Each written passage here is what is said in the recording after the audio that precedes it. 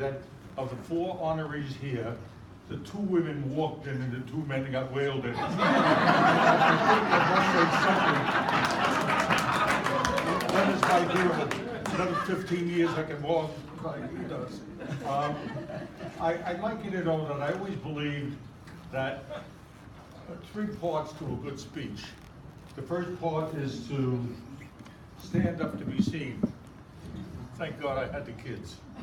The second part is to actually talk up to be heard. And the third part was to shut up to be appreciated. I will try very carefully, thanks John, to put the 2 parts together, the last 2 parts, short and sweet. I'd like to thank Betty and the Historical Committee for this very, very fine honor. My daughter's telling me to talk to the microphone. Okay. To my mind, the Historical Committee has had a very, very difficult task.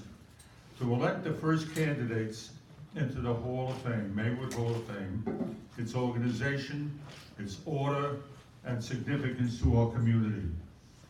What I have to say is not meant to be self-serving, it's not to be obsequious. I looked that up. Not really. I've been called obsequious before.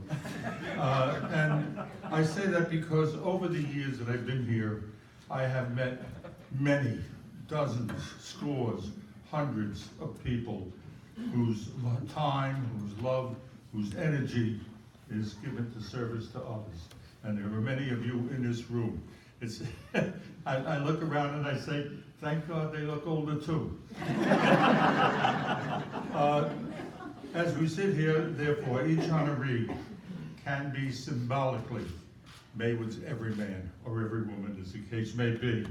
The job, I know, Betty, must have been very difficult for the Historical Committee to make a judgment to have selected candidates for the first honor. Personally, the year 2016 marks the anniversary of Rita and I moving to Maywood 60 years ago.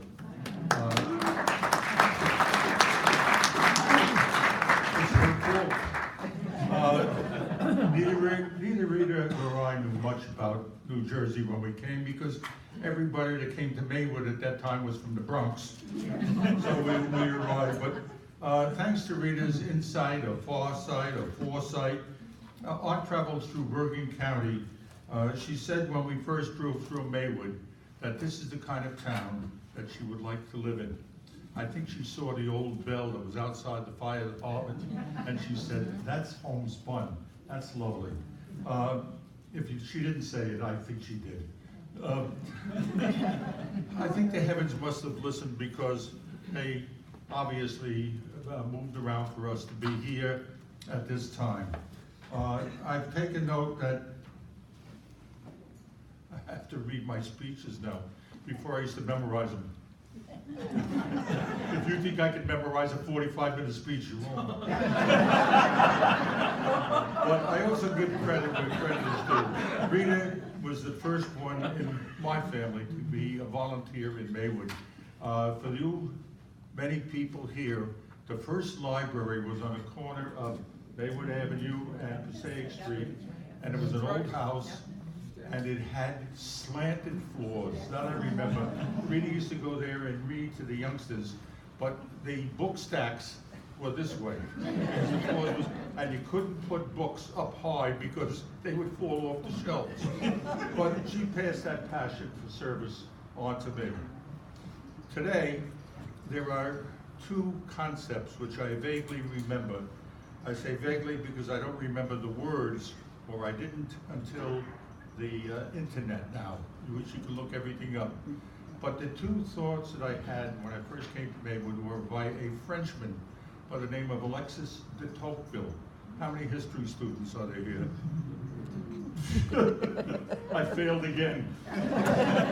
De Tocqueville was born in 1835. He came here and he fell in love with the United States, and he wrote many beautiful stories and books about the United States. And there are 2 quotes I would like to give to you, because I think they have measured at least the way I feel about Maywood and people. De Tocqueville said, I sought for the greatness and genius of America in her commodious harbors and ample rivers, and it was not there. In her fertile fields and boundless forests, and it was not there. In her rich mines and her fast world commerce, and it was not there. In her democratic Congress and her matchless Constitution, it was not there.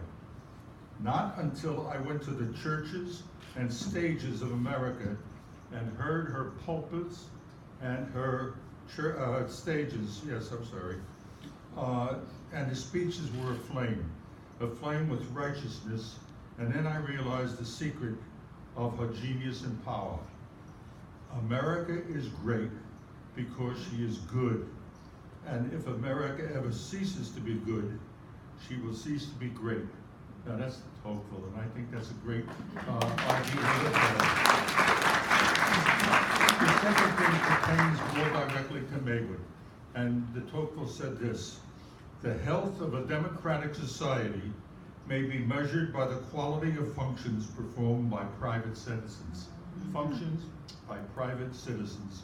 So I say to you, ladies and gentlemen, the mayor and council, non-salaried volunteers. The Board of Education, non-salaried volunteers. The Library Board, volunteers. The Board of Health, volunteers. The Planning Board, volunteers. The Fire Department, the Boy Scouts, the Girl Scouts, the Recreation Commission, the Historical Committee. I had to put that in there. Please do. I think I wrote it in, I'm not sure.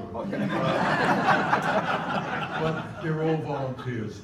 There are many organizations and individuals who merit value. And I would like you to know that it's because of the people like you, people who are sitting here, people around town, through their generosity, their kindness, and their involvement, have made our town a reality in government and democracy. So again, my thanks and appreciation to the Historical Committee for this honor, and I do look forward, I hope I have time, to see future inductions and inductees. And now my son will carry me back to the seat.